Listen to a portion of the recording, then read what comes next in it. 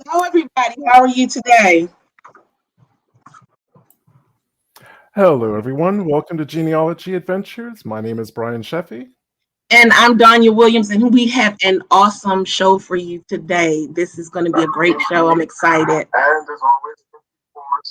Uh, you and me both. And because we have a lot to pack in this hour, we're just going to get straight to it. So, Donnie, over to you for introductions. All right, all right. So first, I would like to introduce. So this is different, you guys. So bear with me. So I want to introduce Regina Griffin to the show. You know, I met Regina kind of like by mistake because she was doing something on LinkedIn and I was doing something, and we actually sent each other a message at the same time. So I ended up, we kind of talking with her, and we just hit it off so well, and learned about the brown babies. And when I learned about the brown babies, the first thing I was like, oh God, we have to have them on the show. So let me give you a little background about Regina. Um, First, where did my thing go?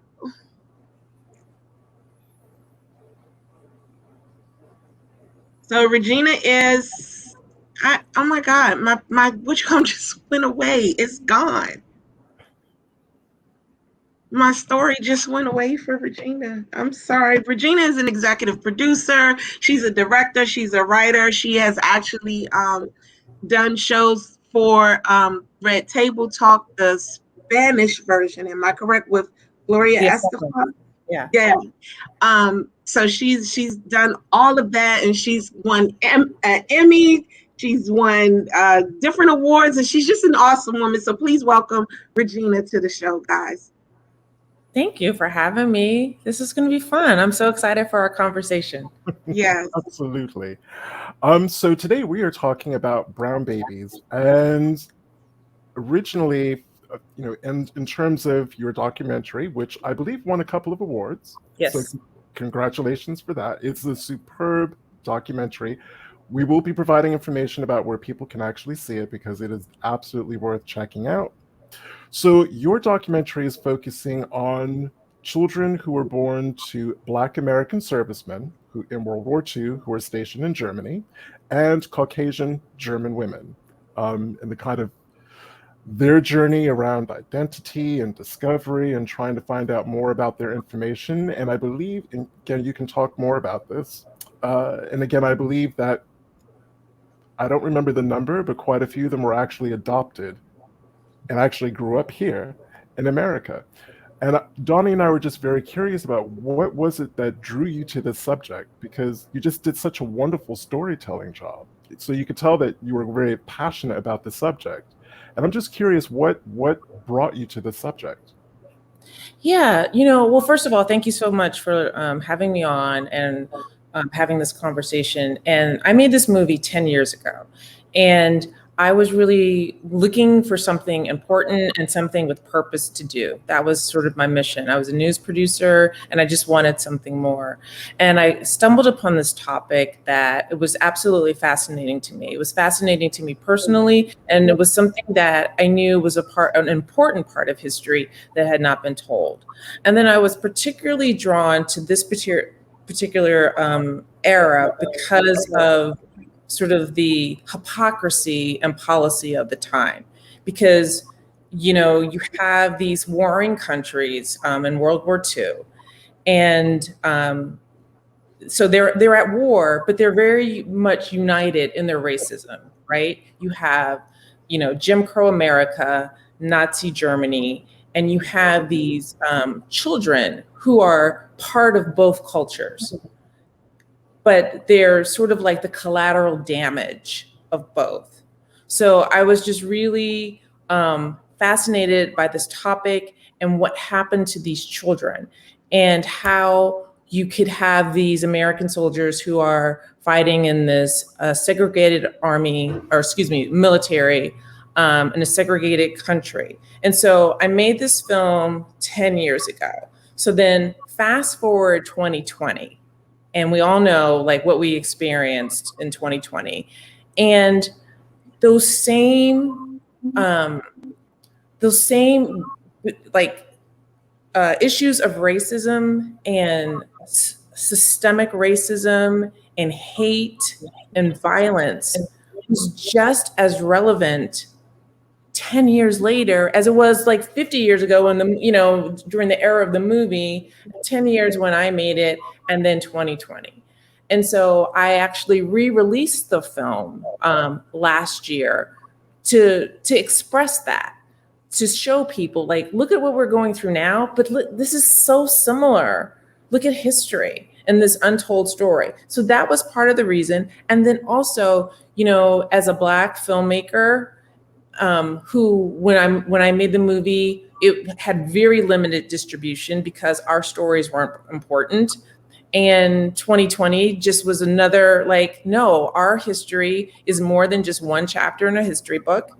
It's very important and it needs to be told. So I re-released the film last year and did it myself. I took my power back because not being able to get a distribution deal 10 years later, technology was different. So I rebuilt my website and streamed it myself so that anybody who wants to see my movie, we don't have to wait for somebody to say, okay, it's okay, this is a good story. You can watch it yourself. So that was sort of then and now, and that's how we came to today. Okay. I'm going to say that you were superb in getting people to open up and talk about a really, not just a painful episode. This is a painful journey that people went through, and that requires trust. So, I mean, I think that was testament to you as a documentarian, that you were able to establish that trust with them. What was that process like? Yeah, no, you're so true. It's so true because you want to tell I'm telling a moment of history, but I'm telling it through the eyes of the people who went through it. And as I mentioned, the children were collateral damage. We're talking about real people who are now in their 60s and 70s, but they lived that horrible experience. And I also wanted to tell it through the eyes of the soldiers and the eyes of the mothers who were, everybody was caught into this. And I'm so grateful that I was able to get some of these people on tape because many of them have passed on in these last 10 years. There are not very many World War II soldiers alive. So to get Dave Tunney on tape, to get some of the white German children who experienced that. But it takes trust. So it started off with one brown baby, Doris McMillan. She was the first person, and then she introduced me to other people. And as I started to talk to them and learn more about their stories, and so many people have stories, I picked, 5 or 6, 7 people to share their stories with me, but there are countless numbers of stories. But it really does. It takes trust. It takes people to understand that you really want to give them a voice, and you're going to do it respectfully, and you're going to honor their history, but also share their pain. So yeah, it really is important to have that alignment of trust so people will really go there, because these stories are very, very, very painful. I mean, it was really weird to me that once we started, really getting into learning more and then watching the show, I realized that I may have a cousin who was a brown baby, because we didn't know how she was related, but she was from Germany. We didn't know any of that. So now I'm trying to reach her to actually try to find out, was your dad a soldier when you were, born, or, it's very interesting. And as you guys know, as genealogists, a lot of our culture is secret. People don't open up. Families just sort of hush hush, and you just sort of let it go. So that is part of it.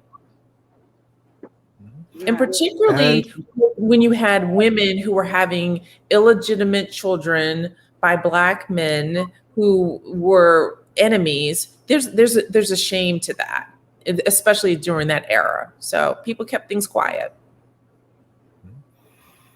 And we are fortunate to be joined by two brown babies, but not World War II era. Got to make that clear. Well, actually, if they were World War II, they would be amazing considering presentation of age. I think I'll put it that way. But these are not World War II era brown babies. And Donnie, I didn't know if you'd like to take this opportunity to introduce our two special guests. Yes, so let me bring them onto the show. First, I'd like to introduce to you Romona Burns. Romona Burns is a brown baby out of Germany. She's been doing ancestry going on 3 years in the hopes of finding family and I can't see break through brick walls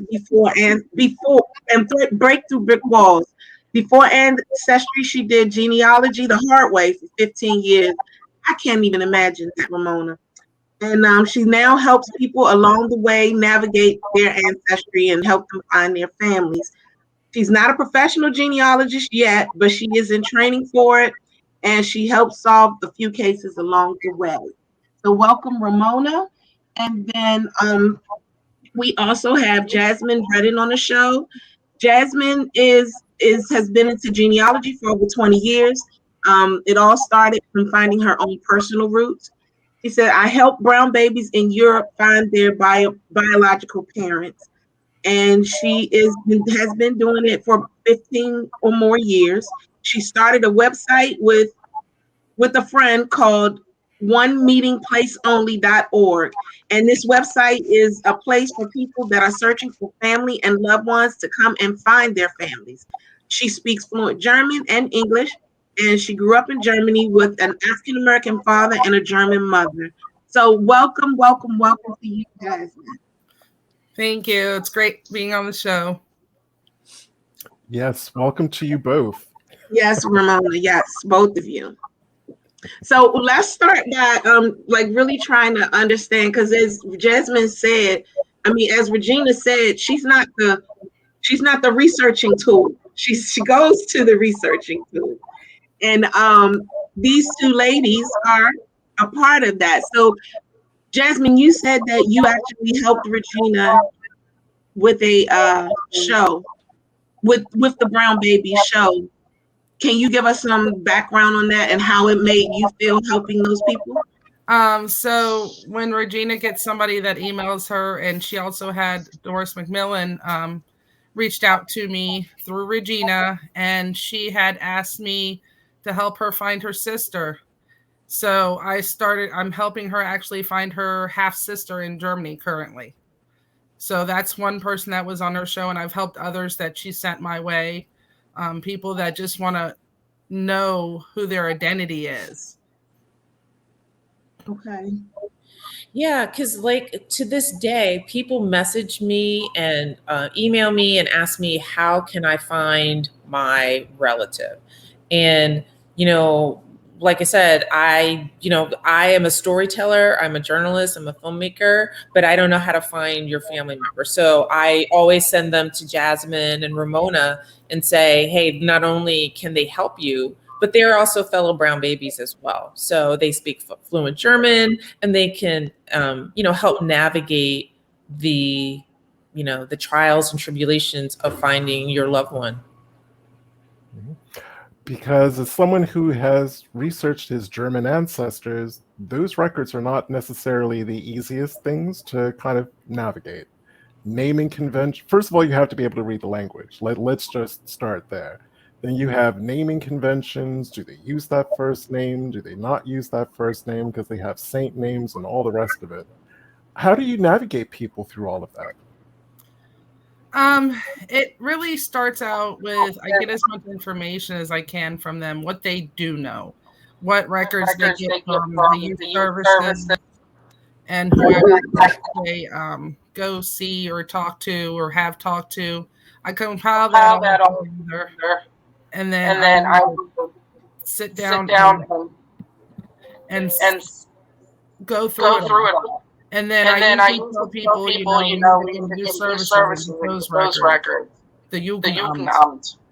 And then we go from there and I ask them to do DNA. Because in Germany, up until weeks, 2 years ago, they weren't allowed to do DNA. So we seem to be experiencing a little bit of audio. Yeah, An audio. we're experiencing some audio problems, guys. I don't know why. Actually, I do know why. So apparently the issue is coming in because of the overall when Facebook went out, they're still having those audio issues. So sometimes we may go in and out, but the overall videoing and the recording of it will be clear. So I'm trying to clear up my end, but you guys keep going and just keep talking. I'm just going to be the one that's clearing it up because Romona can't hear at all. Okay. So either to Jasmine or Romona. Actually, I'm going to address this to Ramona. She can't hear you. Oh, she can't. Okay. Yeah. So part of the issue with the brown babies is this struggle with an identity between German and American. What was that like for you? For me, it was learning how to combine the two. So I grew up, on a military base in Mannheim, actually, where the lady that Regina wrote part of her documentary on, same town. And being, my grandmother lived in a little town on the outskirts, and being the only African-American kid in a kindergarten class with my aunt, I already knew I was different. So learning how to deal with that and, learning to love myself enough to deal with the downfalls of being a brown baby. Everybody looked at you when you went to the store. Everybody, talked about you behind your back. So my grandmother always made sure that I was put front and center in everything we did during my childhood. And I can speak a little bit about Mabel Grammer. This is the woman that Jasmine is referring to. So during this time, to give you a little just perspective, there were lots of children born during this occupation. Estimates are 100,000 children were born to Allied servicemen. So you've got French, British, Soviet, and American children born during this occupation time. Most of those children had American fathers. About 5,000 of them were Black. So there's the thing, like these children stood out. Of the 95,000 other, white children, the brown babies couldn't blend in. They were very highly visible. And Mabel Grammer was an African-American woman who lived in Germany. Her husband was in the military, and she made it her business to find homes for children. She's credited with facilitating the adoptions of about 500 people. And again, bringing that time back to today, she believed strongly that because of systemic racism, Black families were not able to adopt children because of the standards for education and finance. And so she took it upon herself to place children with families. And she started with the families who were based in Germany, but she also lived in Washington, D.C. So she had great connections in the DC area, and she was a reporter for the Afro-American paper. So she used her paper to also advertise the fact that there were children, but I think that there were Black children who needed homes. So I just think like bringing it back to today, how she saw that systemic racism would keep Black families from getting these children. So she did it herself. And she's just a really amazing woman. She adopted 12 children of her own while trying to place other children with families. So just a real hero that people need to know. And oops. I think I'm unmuted now. So basically, especially with that World War II era, we're talking about international adoptions. So what is German adoption records like?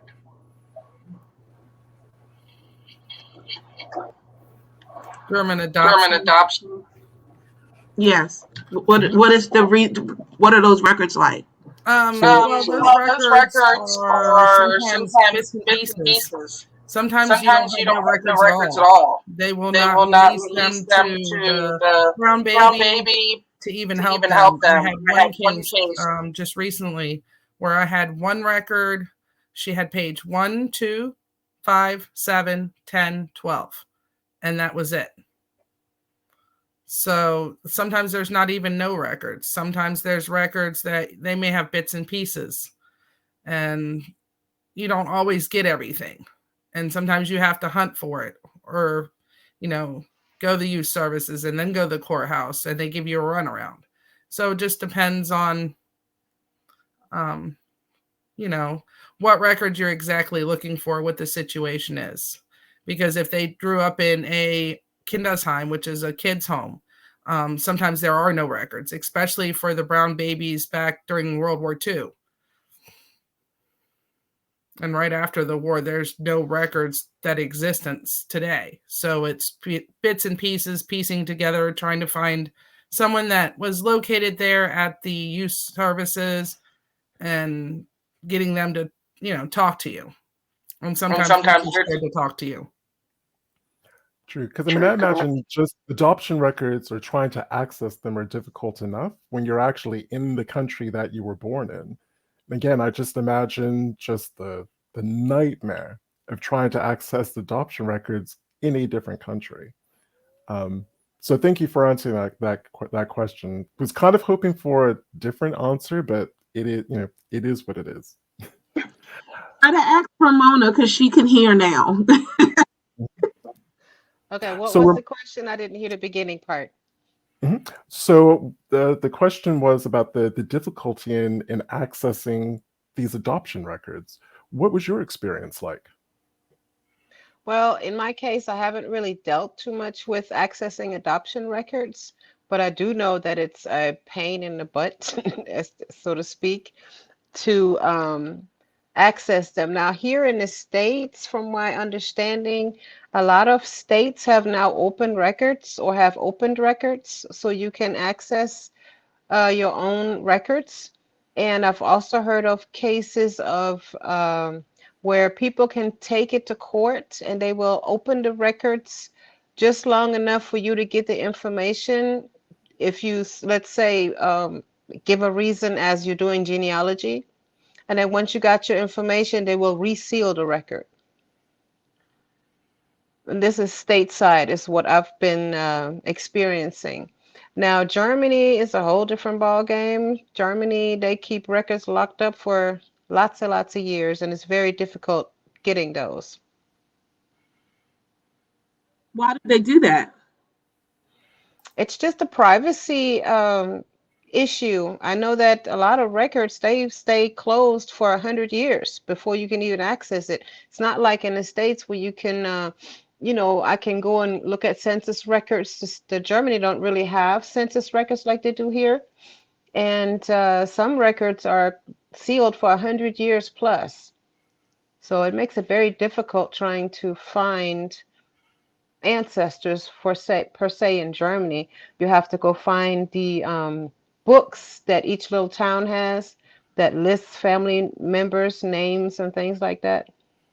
But yeah, it's a whole different ball game than it is stateside. So it just depends on who you're searching for and where they're from, and what the regulation is. I know for us, we actually for stateside, you have to wait 75 years. So it's 75 years from the time that the census record was originally done, which makes it come out every 10 years. So, we're going to see the 1950 census next year.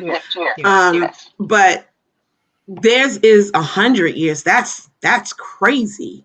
Yes. Some things are a lot more different. And we seem to be getting a repeat question. We will not be able to actually screen Regina's documentary. One, because it's on her site. She's an independent filmmaker, so she needs to get that revenue. The other is we only have an hour slot. So the documentary itself would actually fill this time slot. So we're talking about the documentary, but we're talking about this also in a wider context. And Romona, if you wanted to just spend just a brief amount of time just talking about your own experience. Well, I was born and raised in Germany. My mom is Caucasian and my daddy was black, a U.S. soldier from the States. And my experience, I experienced a lot of racism growing up. I could not wait to come to the United States. Ever since I was a little girl, I did not want to be there. It's hard to explain. I didn't have a very good home life. I was put in a girl's home at a young age, and it wasn't a good experience in there either. And so as I became of age and got married, I came over here, and then I tried to find my father's family since my dad passed before I was born. And it took me about 20 something years, but I found them all. And now I just do ancestry to find other cousins that I've never met and to help people along the way that are new to ancestry.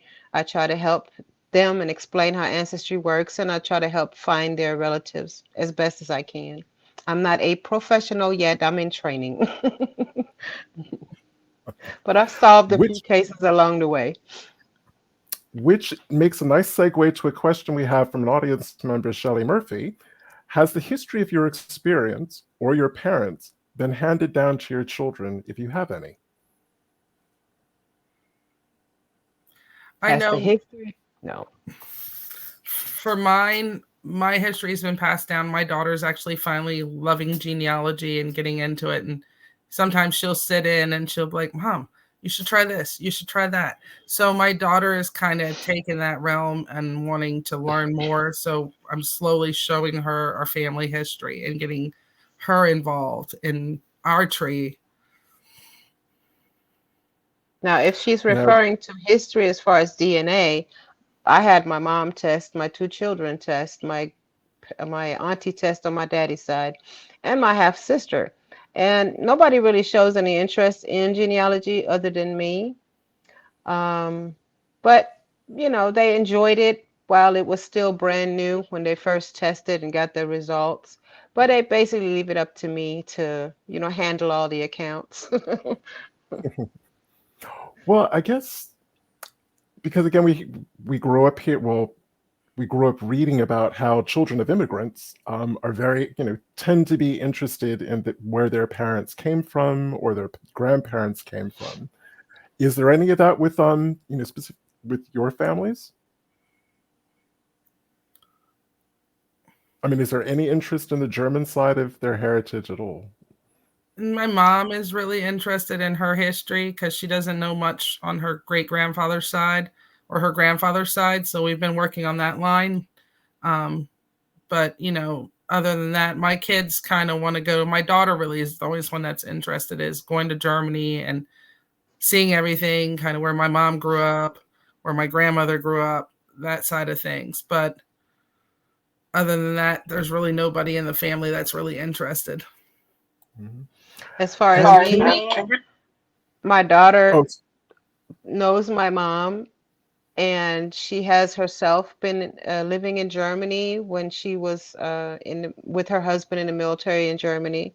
So she got to know my German side of the family.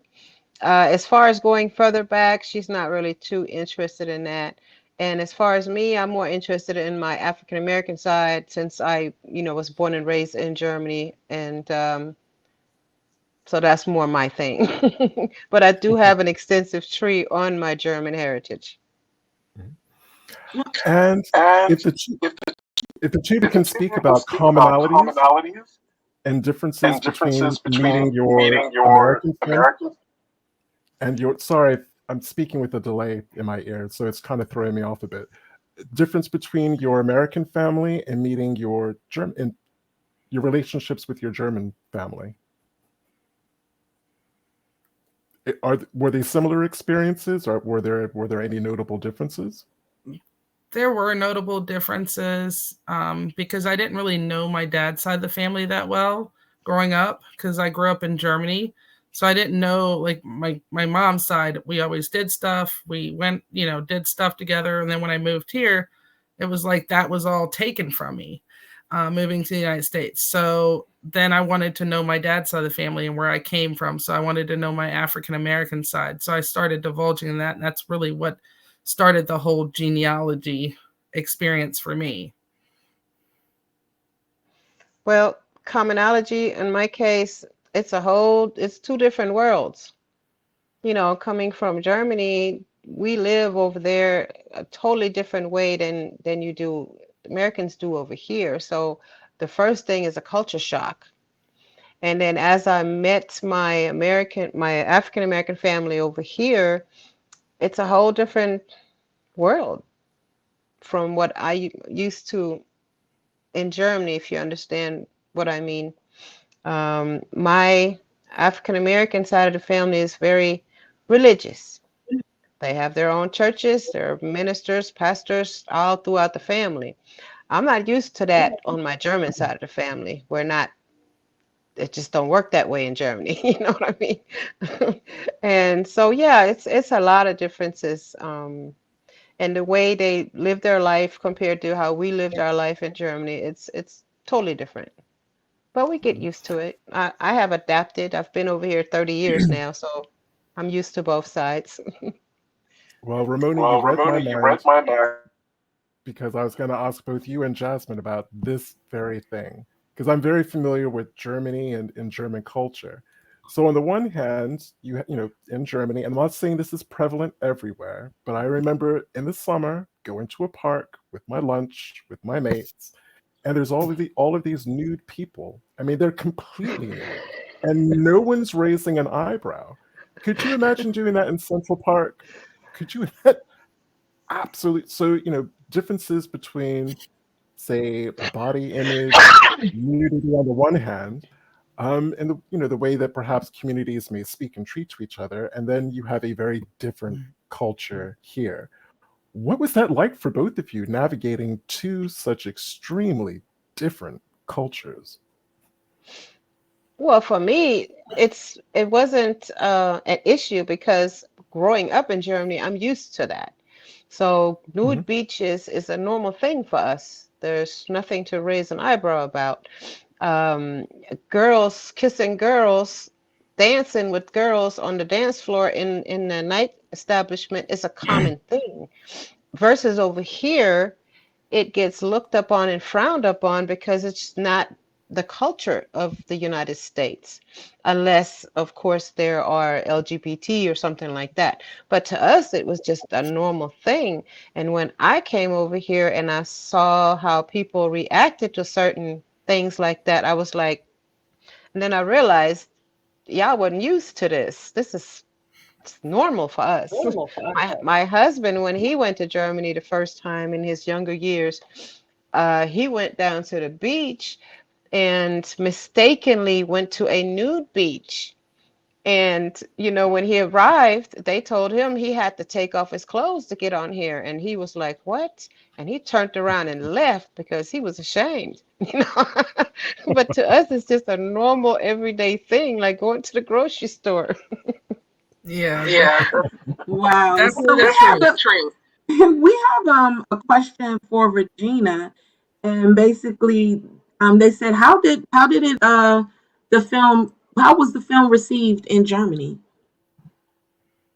Well, it was not streamed in Germany. So when my movie came out, we first started out with film festivals. So we did film festivals across the country.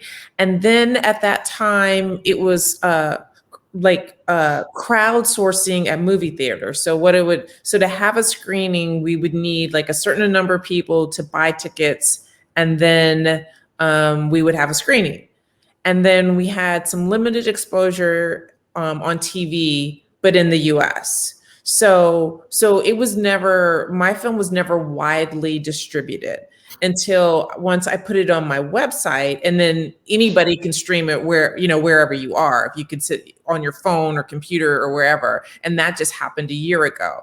But so that was part of my, my conversation early on, was this was a film that despite the critical success, we could not get wide distribution. Brian, we can't hear you. Your sound is gone. So while Brian is trying to get that fixed, I just had to unmute. Okay. So Regina, the part of that question. Sorry, I've got feedback again. In the year 2021, would this be an easier documentary to get distributed, or do you think you would still face certain issues? There's a part of me that says it would be easier simply because people say they want diverse content, but as a TV executive who's out here, developing shows and trying to get them produced and greenlit, I haven't really seen the door widely opened. But I do think there is definitely people who are more open to diverse content, because every person that has seen the movie that talks to me, especially if you're a person of color, it is like, oh my God, I didn't know this, and I'm not saying that, that white people wouldn't feel the same, but at least Black people feel like, I had no idea this was happening. I want to learn more about, this experience. So there is definitely an audience convincing TV executives that that this is important. That's another battle. But I guess I would say I think it would be more open, but I still think there is a steep hill to climb. Well, we actually have another question for the researchers from Carla Holloway, and she says, did any of your research bring you into Louisiana, the German coast, St. John the Baptist? I seem to have close DNA matches from there. I actually had a case that led me to Louisiana for a brown baby just recently over the last year or so. So there are cases that come close to Louisiana, Texas area. I've pretty much solved a case and found a biological family member in every state. So it just depends on where the soldiers got stationed at next and where that trail leads us. Wow. Well, Shelley Murphy, Regina, she says that she thinks now is the perfect time to bring it back out on the scene. And I agree with her, because for those that have not seen it yet, it is such an interesting story. And you see what these children had to go through.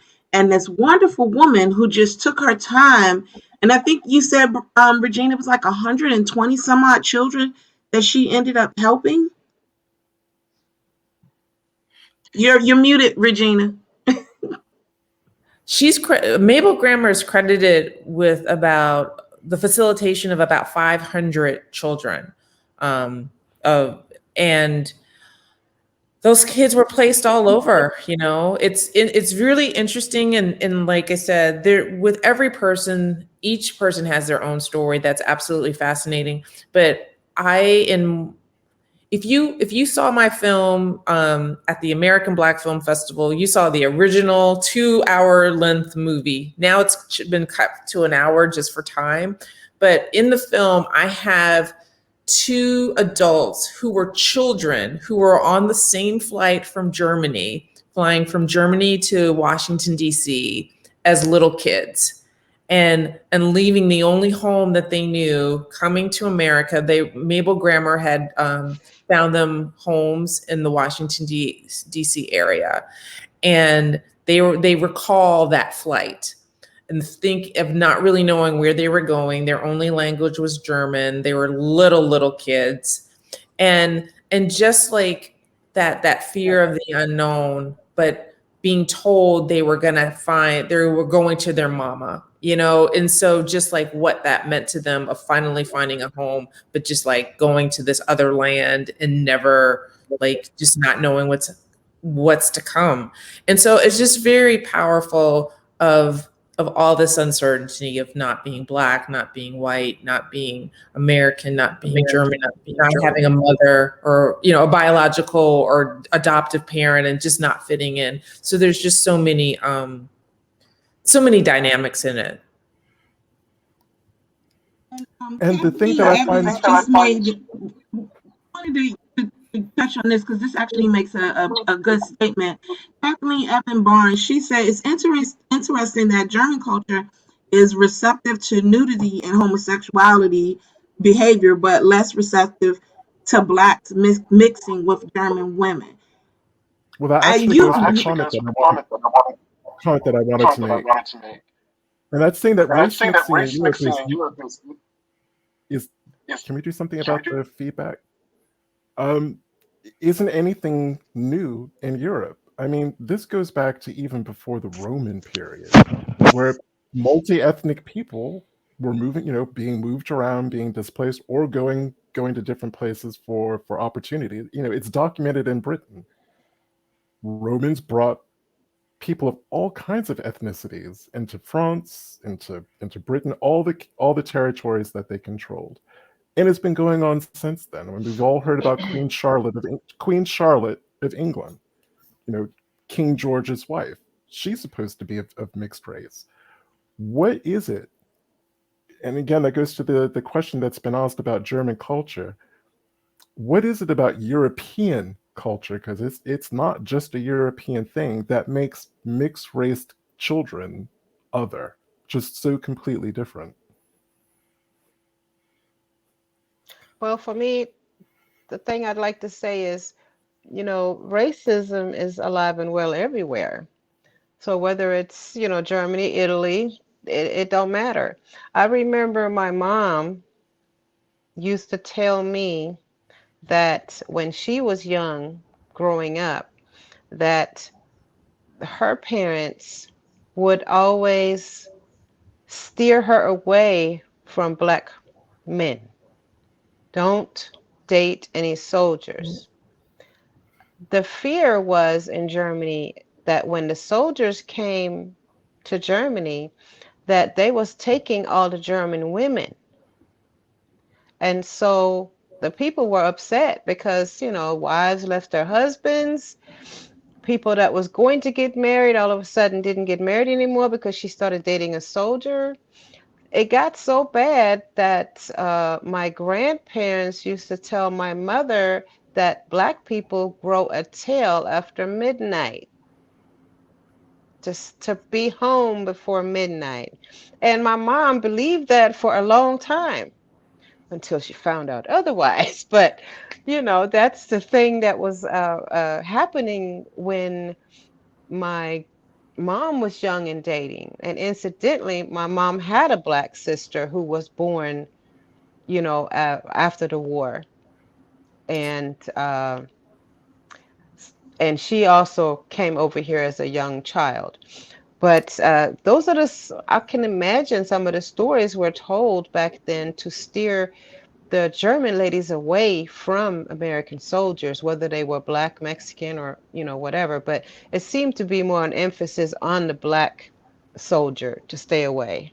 Yeah, absolutely. That propaganda was prevalent of staying away from the Black soldiers.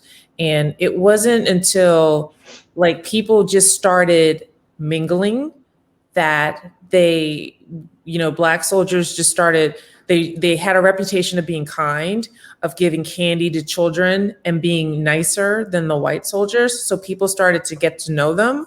And it was sort of like, okay, well, now that we get to know you, you're not so bad. And that's how they, like, these friendships and these relationships started.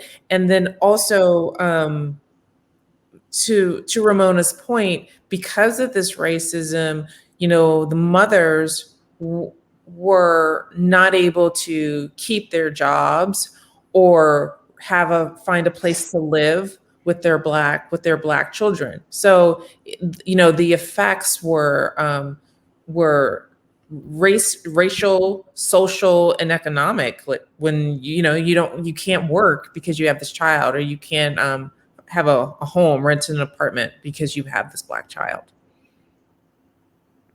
So Regina, that actually brings a question from Bernice Bennett. And basically she says, please ask Regina if any of the German mothers were searching for their children. Well, I mean, Romona can speak to that as well. With your experience you had to go to a foster home at some point, but many people they kept their children for as long as they could until it got so bad that they just couldn't. They couldn't survive because they couldn't support their bigger families, and that's sort of how the word got out about this woman Mabel Grammer. And Mabel women would come to Mabel and say, will you please find a home for my child? So it wasn't. There were women who desperately wanted to keep their children, but they just couldn't after a certain point because life got so bad. And you got to remember that back in them days after the war, a lot of children were taken away by CPS. No, the youth services would come in and just take these kids away. Because they were black. Yep. They found out that you were a brown baby. CPS would come in and just take the kids away. Because you had to be an adult was 21. So if you had a child at 19, it was like the state is the father, not the mother. Yeah. Yes. And sometimes it was the parents too. I've had a couple of cases where the grandparents were like, no, this, my daughter just had this kid, and even though she's not 21 yet, I don't want it around. So they'd call CPS, so to speak, and have the kid taken away. Wow. Another question was asked was, where did the origin of brown babies, the word itself, the statement itself actually come from? You mean the word Mischlingskinder? That is mixed in children. Oh, let the German speakers tell it. Well, actually, the most term that I always was told was war babies.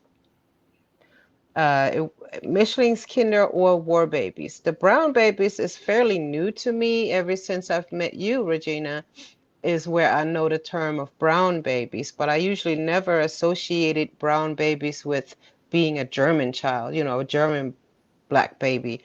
We was always called war babies in Germany by the Germans, or also the black soldiers or so. They'd be like, oh, you're a war baby. Even though I wasn't born back then, but it's still stuck. The name still stuck. It got passed down. I don't know about Jasmine, but that's, Yeah, we got Mischlingskinder, war babies. Yeah. There were so many different names that we were called. Yeah. In my neck of the woods, I'm from Wurzburg, Kitzingen area. They would call us war babies. Never heard brown baby. And in the United Kingdom, I believe the phrase, because I remember half caste. I will always remember one of the first questions I was asked is if I was half caste. And I'm like, what are you even talking about? Wow. It's like, I'm a person of mixed ancestry, just that's it. But yeah, I guess that's the British equivalent to brown babies. Yeah, and to Bernice's point, like Mischling is not a kind word. It's like mixed, as in like it's a negative. It's a negative word. I don't want to say what it is, but it's not a kind word. It actually just means mixed kid. It's not really, to me, it's not offensive. I actually don't care for the term brown babies. Yeah. To me, Well, I've heard that word is like Mischling is like dog to like referred to as dogs. So, and I've had conversation with people who have been highly offended by that word, and I've just sort of been like, look, this whole situation is highly offensive. So Yeah. that the Yeah. title just reflects how everybody's horrible. going to take it Yeah, it just depends on, I think, the different. area you're in. Yeah. Where, Mischlings is different. There's different definitions for it. So that's why some people take more offense to it than others in Germany. So I'm going to say to Romona and to Jasmine, what does it take to actually do this kind of research? A lot of patience, a lot of translating, a lot of learning. For me at the beginning, learning how to read the old German writing. That's a whole different ball game, because there's so many dialects of German, and luckily I grew up in a lot of those areas, so I can speak the dialects.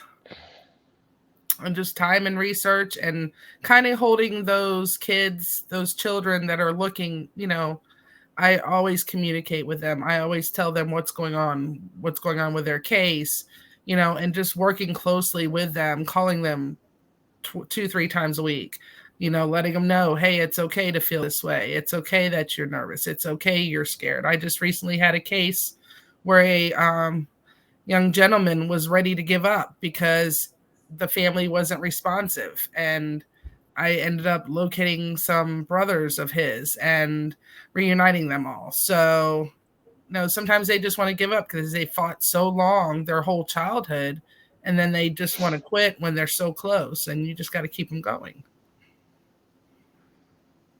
I want to get this question in with Dorothea Wallet. She said, were not some Blacks, including children, put in the concentration camps? Did you guys know anything about that? Yep. I've heard of Blacks having been put in concentration camps. I've heard of that. I don't have any proof of that, but I have heard that happened.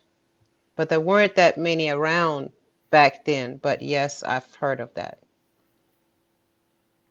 Me as well.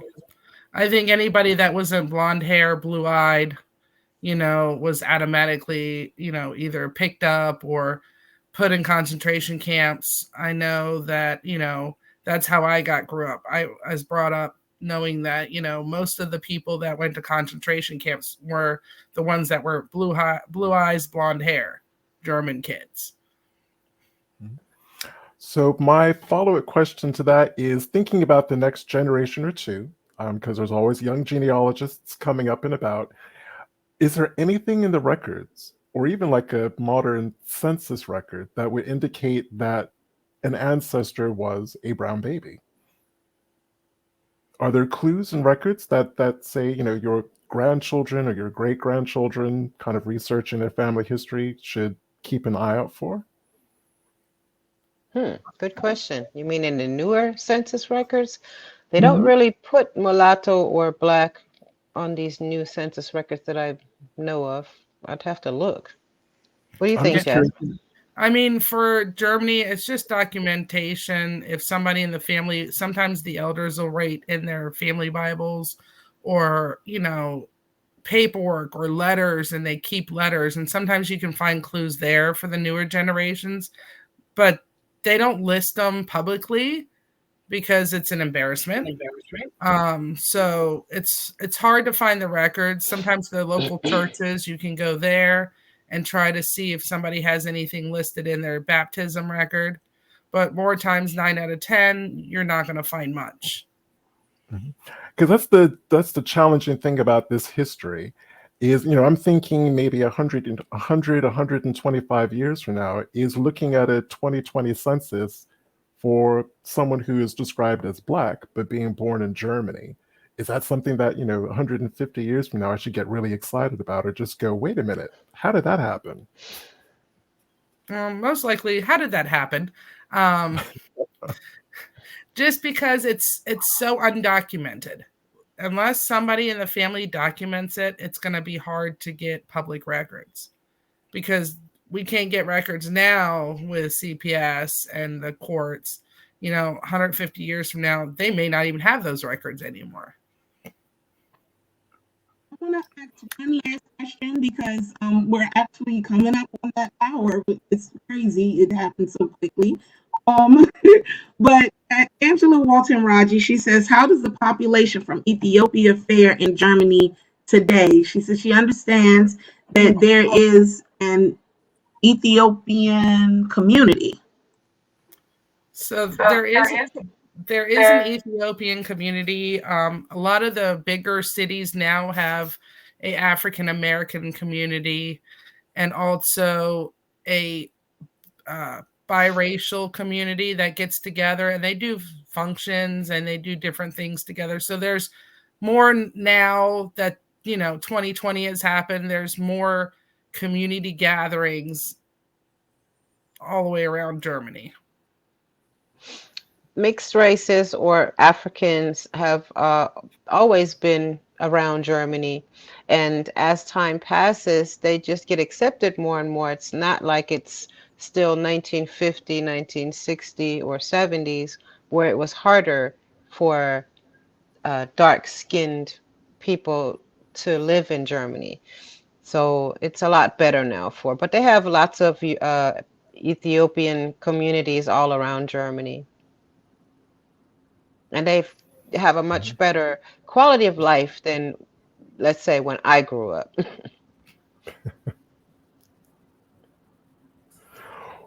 Well, we are coming up to the top of the hour. And I know John is going to say the same thing. Thank all three of you for coming on. Thank you, Regina, for just a fantastic subject, to shoot a documentary on. And for people in the audience, if you want to know more, apart from Regina's documentary, there are loads of interviews and video clips that kind of talk about this history as well. Jasmine and Romona, thank you for just being so candid and for sharing parts of your life story, not just with us, but with our audience. You're welcome. You're welcome. Thank you for having us on the show. And I want to just reiterate that both Jasmine and Romona work with the the onemeetingplaceonly.org. You can contact them there. And this is Jasmine's email address going across the bottom. And then here is Ramona's email address, so you can contact them. Again, Regina, I have such love for you. So thank you, so much for just doing what you've done. Thank you. Thank you so much. And yeah, if you want to check out the documentary, it's brownbabiesfilm.com. It's $5. You can stream it for a couple of days, and please reach out if you'd like to keep the conversation going. So thank you for everyone who's watched this and shared the last hour with us. Sorry and apologies for the audio. We will get that sorted for next week. And speaking of next week, we have another amazing show. We are joined by a cousin, Elizabeth Birdie Wiseman, who is going to talk about a book that she's writing because she actually has 4 fathers. So I'm just going to leave it there. It's going to be a wonderful discussion.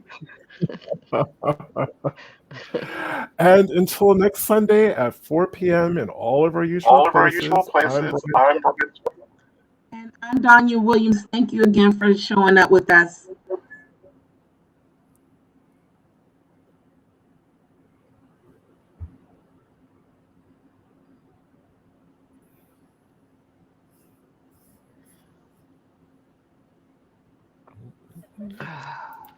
Ow. There we go. There's the closing credits. Thank you again.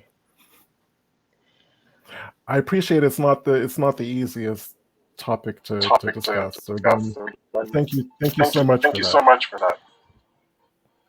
You're welcome.